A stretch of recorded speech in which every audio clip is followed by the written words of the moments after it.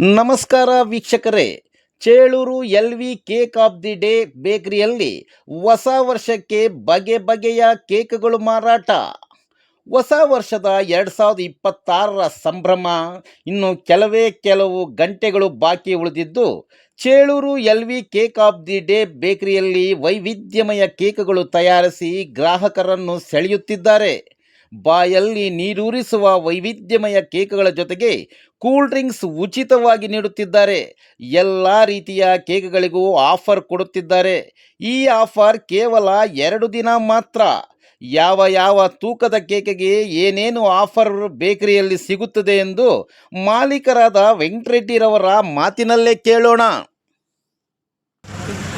Sir, 2026 ಹೊಸ ವರ್ಷಕ್ಕೆ LV cake of the day ಈ ಒಂದು ಅಂಗಡಿಯಲ್ಲಿ ಕೇಕ್ಗಳನ್ನು ಬಗೆಯಾದ ಕೇಕ್ಗಳನ್ನೆಲ್ಲ ತಯಾರು ಮಾಡಿದ್ದೀರಿ.